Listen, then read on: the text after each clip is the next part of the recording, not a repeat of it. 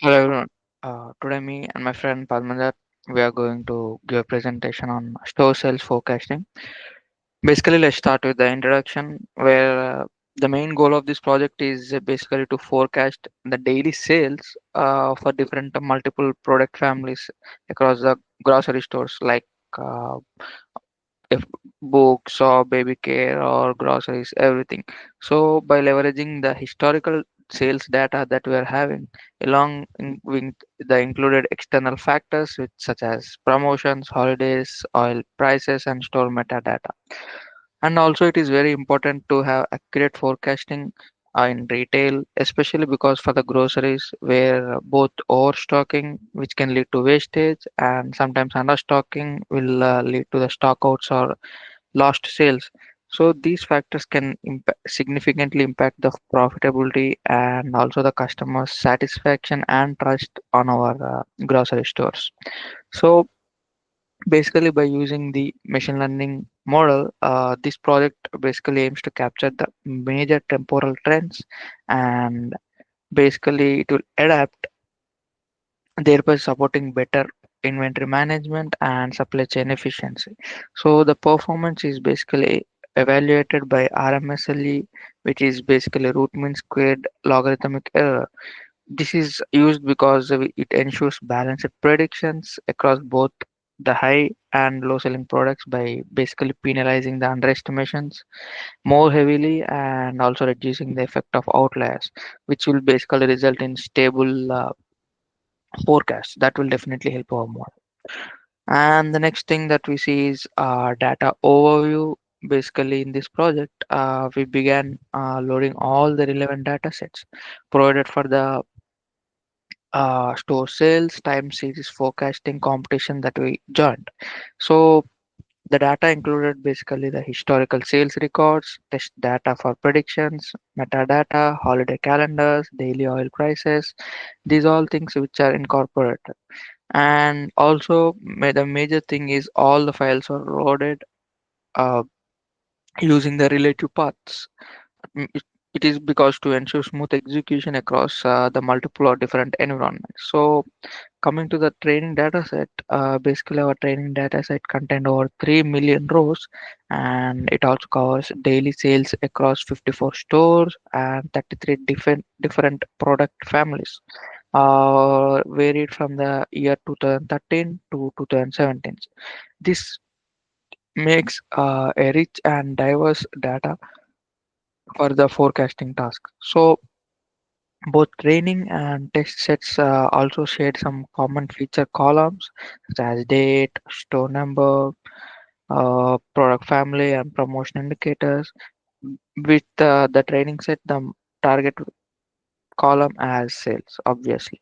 Also, the additional files like oil prices or holidays available provided valuable context for demand fluctuations, while the other store metadata capture structural and regional differences. So also we have found some missing values, especially in the oil prices datasets. We haven't found anything or other datasets, but we have found around 43 missing values in this oil price dataset, which has been later computed using forward filling. So now with this we have clean and well structured data to establish a solid foundation for our further steps like pre-processing, feature engineering, and model development. And here also we see like all the date columns are converted to datetime 64 using pt dot to datetime, all this stuff. And I think we can open our Jupyter notebook to understand like how exactly these things are done. So this is the dataset overview where here we can see the date columns are converted to datetime using pandas function pd dot to datetime. And the next we also saw some basic statistics of our training data set like from which year to which year it ranged, number of stores, everything. And we also discussed about this missing values, everything. No data set has any missing values except this oil data set. And Also the quick look of all the data sets, like what are the columns that you have, all the stuff that we have covered in data overview. And also now we'll look into initial observation of the data set summary, where we have the data set shapes, like for each we can clearly see here, like for each data set we have the number of rows and columns, like for train data set, for test, stores, holidays, oil prices, and sample submissions, we derived the number of rows and columns of each data set. These are some of the key observations that we have, initial observation that we have derived from our data sets. Like the train and test data sets cover different type of data ranges. Of course the train datasets, as we discussed, starts from 2013 and it ends at 2017 815. So obviously our test datasets starts from the next day, that is 2017 816. That makes sense. Also next, the sales is a continuous variable and that contains our fractional values. And also the on promotion is an integer that is representing the number of items on promotion for a specific store and a specific product family. Also, oil dataset has just 43 missing values that we have discussed. Holiday events includes a transferred boolean flag and a type field that will require careful handling. Also, all the date columns, as we have seen, are current listings, right? So that should be converted to date time format in pre-processing that we have done here. So these are the key observations and some of the additional insights also we can see here. Now we'll look into the exploratory data analysis, uh, where basically we'll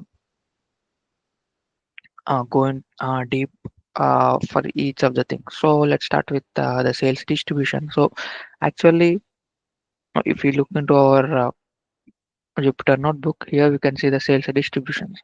Our sales data shows it is strong right skewed, with the most values are in the concentrated near the zero. Here you can see in the blue graph. So uh, also, it contains a more few extreme outliers. So, applying a logarithmic transformation helped to normalize this distribution. As we can see, the logarithm is applied and the distribution is more normalized than the previous one. So, which is more aligning with our RMSLE metric. So, this is about the sales analysis. Now we come to time series analysis. Here, in the time series analysis, it clearly highlighted the clear seasonality, recurring spikes of the sales uh, around holidays and promotions. Clearly, we can see the spikes around the holiday dates and uh, around. So, a steady upwards trend was seen until the mid 2017. It clearly emphasized that there is a need for time-based features. So clearly, you can see some spikes when there are holidays and some promotions available. Clearly, from these two graphs, like according to the date wise and the month wise. The next thing is sales by the product family. So, like product family analysis showed clear dominance from the categories like basically groceries and beverages, which has the highest average sales.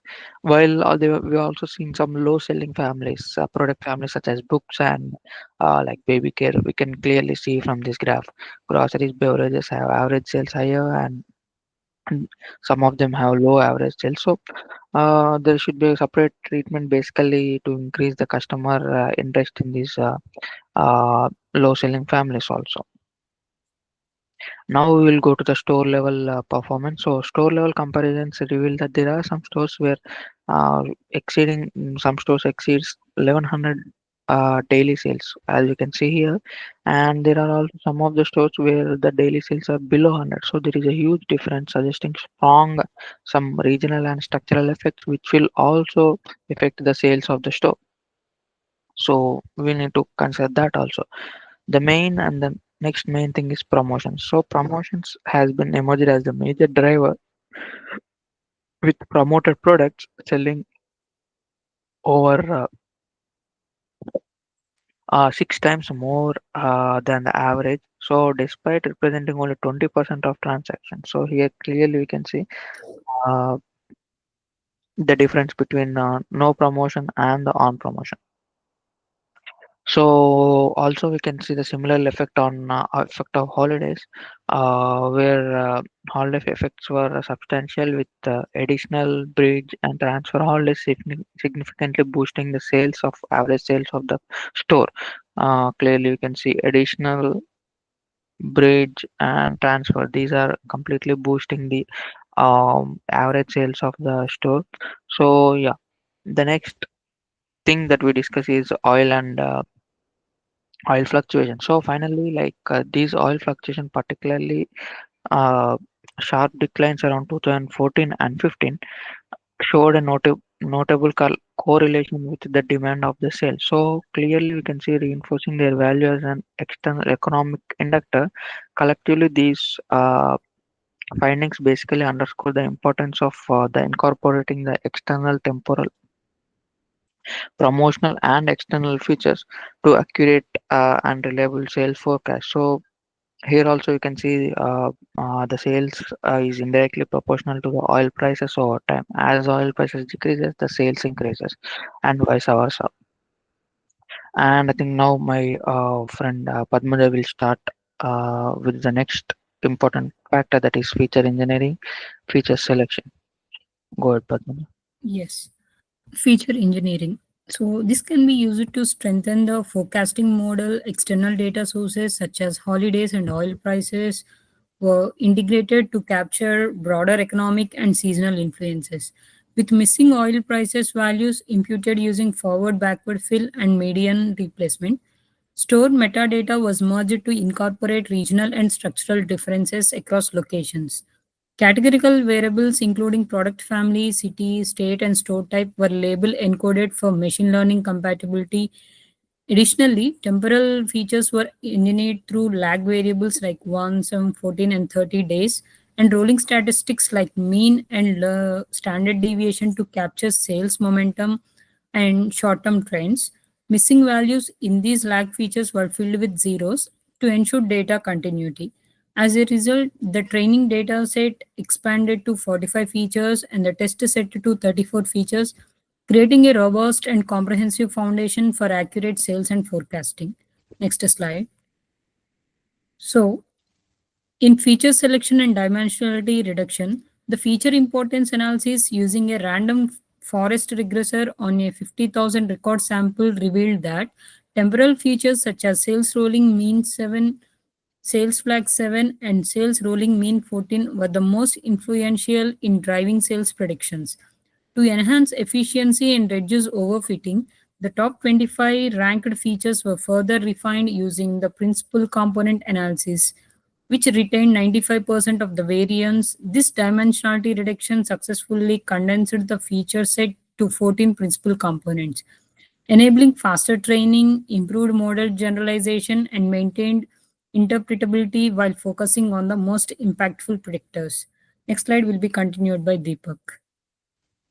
Sure. Now we'll go to the next important step, that is model training. So in the model training phase, multiple regression approaches were basically evaluated to forecast the product sales. So of course, we know that using root mean squared logarithmic error, that is RMSLE, as our primary metric, because since we know the reason, like it penalizes the underestimations more heavily, and which is very critical in sales forecasting. So also the data pre-processing, which including handling missing values, scaling, and sampling 1% of the data set for the faster iterations with a custom evaluation, that will generally ensure non-negative predictions for more and more accurate calculations. So now basically we will start with our initial linear models. We'll start our training our training data sets with our models. We start with linear regression, then we'll go to ridge regression and lasso regression. So all of these three linear regressions got delivered modest results, basically with the R square score was around 0.91, and with highest RMLSE score. And also got higher error, so indicating their limited ability to capture the complex pattern. So then we got to look into the performance has been improved for significantly for the next models which are ensemble methods. So the random forest basically achieved an RMSLE score of 0.577 and R square of 0.9251, while the other ensemble methods XGBoost and Light GBM further boosted the accuracy, with Light GBM reaching R square of 0.9275, which is more than random forest. However, after all, the standout performer was artificial neural network, which was ANN built with TensorFlow, incorporating a file-layered architecture with ReLU activations, dropout for regularization, and the Adam optimizer. So our ANN has achieved the lowest RMSLE score of 0.542 and the strongest R2 score of 0.9206. So with these training visuals showing smooth convergence and well generalized learning. So these results demonstrate that while also ensemble models provide strong performance, but a well-tuned ANN has delivered the most accurate forecast for the task that we want to do. So basically, now we'll also look into our Jupyter notebook, how we have trained our models and how we have calculated the R square scores and RMSLE and max scores. So basically, you can see we have trained our model with linear regression, then ridge regression. At every step, we were calculating R2 score, RMSLE score, MEE score. Here for the ridge regression also, so then we have trained our model with random forest regressor, continued with gradient boosting, XGBoost, Light GBM, and finally we have come to our artificial neural network, TensorFlow, where we have trained our model, and we also at every each and every subsequent step we have calculated the scores here. Yes, and also the comparison of the scores and the model comparisons will be later explained. It will be explained by Padmaja. So, Padmaja, go ahead and start with the hyperparameter tuning Yes. and model comparison. Yes. Hyperparameter tuning. Like it was used to enhance model performance. Hyperparameter tuning was conducted using grid search CV on random forest, like Light BGM and XG Boost with RMSLE chosen as the evaluation metric to effectively penalize the underestimations. For XGBoost specifically, a comprehensive parameter like grid including n estimators, maximum depth, learning rate, and subsample was tested using threefold cross validation on a 10,000 sample subset, resulting in 108 evaluations. The optimized configuration learning rate is zero point 0.1 and maximum depth is 9 and n estimators is 200 and the subsample is 1.0 minus delivered strong results with a RMSLE of 0.6062, then MAE of 6341 and R square of 0.9304, reflecting a significant improvement in accuracy and generalization compared to the baseline models. And the model comparison of the next slide, like I was comparing both the models in slide 14 and 15. The model comparison evaluated as ANN, random forest XGBoost. It is a default and tuned, and light GBM. The gradient boosting and the linear models using RMSLE, MAE, and R square. ANN delivered the best results with the RMSLE of 0.5424 and R square of 0.9206, though with a slightly higher MAE. Like tuned XGBoost closely followed with RMSLE of 0.6062, MAE 6341, and the highest R square of 0.9304. And these are showing the impact of hyperparameter tuning. The random forest also performed strongly as of RMSLE of 0.5773 and R square of 0.9251, while light GBM was competitive but less effective without further tuning. Like the linear models underperformed, failing to capture non-linear patterns, and the feature importance highlighted lag and rolling features like sales rolling mean 7 and sales lag 7 as key predictors. Overall, ANN and tuned XGBoost stood out of the most effective models, with ANN excelling in accuracy and XGBoost in generalization. So now we are going to discuss about the feature important analysis. The feature importance analysis revealed that sales rolling mean 7 was the most influential predictor, highlighting the critical role of the past 7-day average sales in forecasting future demand. Other significant contributors included sales lag 7, sales rolling mean 14, sales lag 14, and sales rolling mean 30, with effectively captured short-term sales trends and momentum. In contrast, temporal and categorical features such as day, store number, day of the week, and the product family encoding showed minimal impact, indicating that the model placed greater emphasis on recent time series sales patterns rather than static identifiers, thereby ensuring more accurate and dynamic predictions. Next slide will be continued by Deepak. Yeah.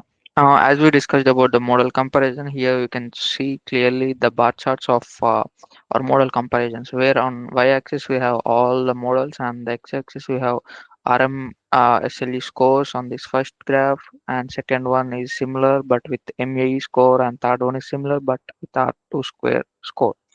So these three bar charts basically compares all the models with the respective metrics.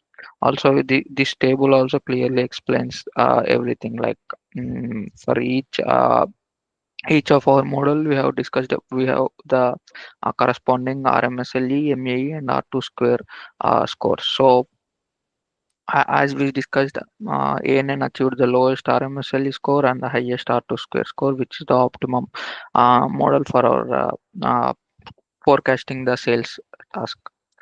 So yeah, now we'll directly go into the summary insights and the final results. So basically, as we discussed, our artificial neural network basically emerged as the best performing model, achieving the lowest RMSLE of 0.5424, which is the major metric for our model, and high R2 score of 0.9206, proving it's the strongest predictive accuracy. And also, according to the final results, ensemble methods like random forest and tuned XGBoost also provided the performance competitively but effectively capturing complex nonlinear patterns.